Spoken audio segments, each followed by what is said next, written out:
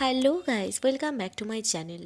আজকে ভোরবেলা উঠে পড়েছি, তার কারণ দেখতেই পাচ্ছ এটা সন্ধে হয়নি, এটা জাস্ট ভোরের আওয়াজ, মানে ভোরবেলা তোমাদের শোনাচ্ছি পাখির ডাকের আওয়াজটা।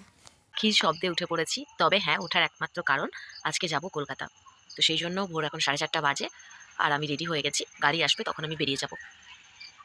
এই একটাই গাড়ি দেখা গেল, কিন্তু নয়, এ আমি চিনি না।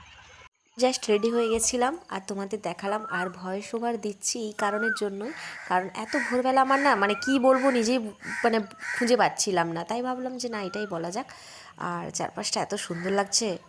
ফাইনালি আমরা বাসে উঠে গেছি। খাকুরদা থেকে বাস ছিল যেটা কাঁথি দিয়ে যায়, তো ওইখান থেকে ডাইরেক্ট আমরা পাটুলি চলে যাব। আর বাসে বসেছিলাম, দুজন গল্প করছি, আর সত্যি ভীষণ ঠান্ডা লাগছিল। পরমার অবস্থাটা জাস্ট দেখো, মানে সত্যি। ও ফুল স্লিপ পরে আসেনি ভাবছিল, আমি অবশ্য ফুল স্লিপ পরেছিলাম কারণ আমি জানতাম একটু ঠান্ডা লাগবে। আর দারুণ লাগছিল বাইরেটা।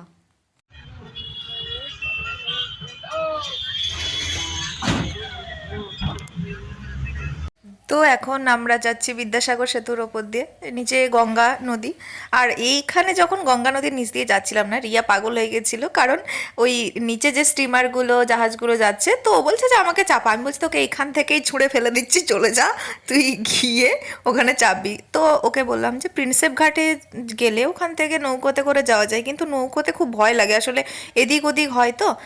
তো দেখা যাক যেতে পারি কিনা প্রিন্সেপ ঘাট। এখন মেট্রো ধরবো বলে স্প্ল্যানেডে ঢুকে গিয়েছি, ব্যাগ পাট্রা নিয়ে, গাদা জিনিস। আর কত লাইন ছিল মেট্রোতে, তো আমি রিয়াকে বললাম যে তুই দাঁড়া, আমি লাইনটাই দিচ্ছি আর টিকিটটাও আমিই কাটছি। তো তারপর ফাইনালি মেট্রো থেকে নেমে গিয়েছি।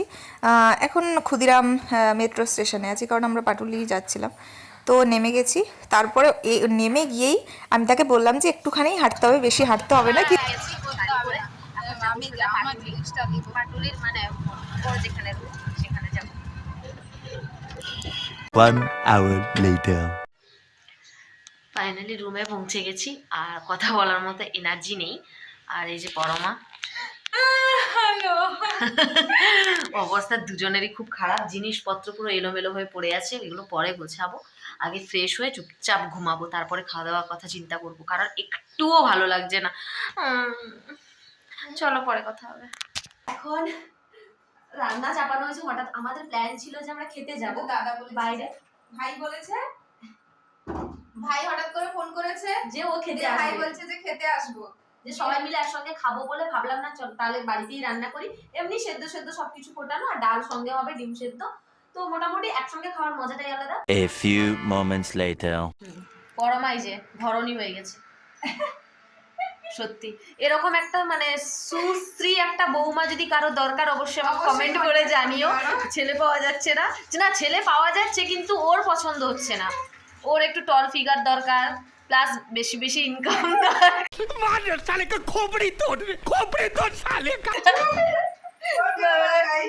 না না না, ওর হচ্ছে না। তোমরা যদি এরকম একটা বৌমা চাও বাড়ির জন্য, অবশ্যই তোমরা কমেন্ট করবে, ঠিক আছে? আমি কিছু একটা তোমাদের অবশ্যই হেল্প করব। আর এই যে আলু ভাতে ডিম সেদ্ধ বের করেছি। আচ্ছা, এই ডিমটাকে না আমি আলাদা করেছি, 3জন খাবো। এইটা সঙ্গে ডালটা করব, আর সব কিছু মশলাপাতি রেডি করা আছে। বড়ি পুরো আমরা বিক্রি করতে বেরাবো, এত বড়ি নিয়ে এসছে যা, আর একটু পর আমরা বিক্রি করতে বেরাবো। বল, এই নে, এই যে এইখানে নর্দমা পরিষ্কার করছি। তো চলো, এটা হচ্ছে আমি। খাওয়া হয়ে গেছে। খাওয়ার সময় গাইজ দেখাতে পারিনি, তার কারণ খুব বিজি ছিলাম বলতে খেতে এতটাই ব্যস্ত ছিলাম, আর এনার্জি ছিল না ফার্স্টেই বলছি, তার জন্য কোনো কিছু দেখাতে পারিনি কি খেলাম না খেলাম। আর এই তো দেখিয়েছিলাম ফার্স্টে যে আলু সেদ্ধ, ভাত, ডিম সেদ্ধ, ওইগুলোই। তো চলো বিকেলে বেরোবো, এখন একটু রেস্ট নিব। তো বিকেলে দেখা হচ্ছে, কোথায় যাব অবশ্যই তার জন্য কিন্তু ভিডিওটা কন্টিনিউ দেখতে হবে। তো চলো, তো ফাইনালি রেডি হয়ে গেছি, এবারে যাব বাজারে। আমাকে কেমন লাগছে একটু কমেন্ট করে জানিও। আরেকজন সাজুগুজু করছে এই যে, আর আমি এদিকে, আমি অলরেডি সেজে নিয়েছি। কে সাজিয়ে দিয়েছে ওর? পরমা সাজিয়ে দিয়েছে আমাকে।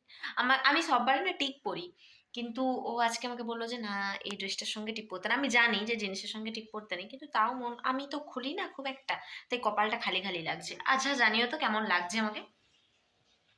রেডি হয়ে গেছি দুজন, এখন যাচ্ছি। চলো। আমাকে দেখা, দুজন বলে আমাকে দেখা। ও ভালো সেজে নিয়েছিল। মোটেও না, ওকে ভালো লাগছে। কাকে ভালো লাগছে একটু জানিও তো। এসছি এখন পাটুলি।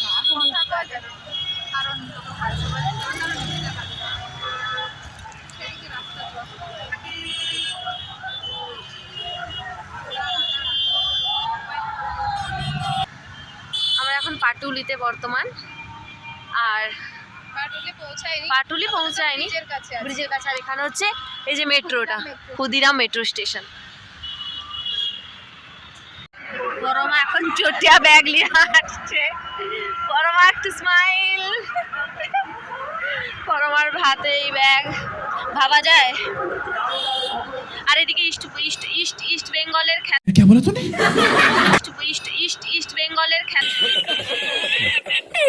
চলছিল আজকে ইস্ট বেঙ্গল আর মোহনবাগানের, তো সেই জন্য এত তোড়জোড়, এত হুল্লোহুল্লি, হুড়োহুড়ি, অনেক কিছু।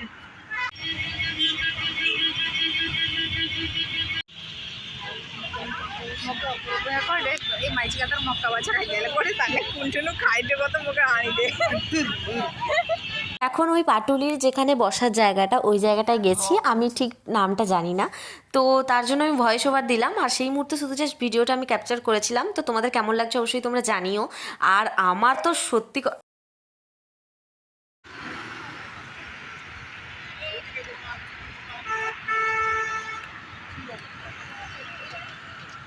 তো ফাইনালি তোমরাও চমকে গেলে, তো আমিও চমকে গেছিলাম। ফার্স্টে আমি ভাবছি দক্ষিণেশ্বরী কালী মন্দির এখানে, আমি কি ভুল জায়গায় চলে এলাম, কিন্তু না, পরে জানলাম পাটুলিতেও আছে।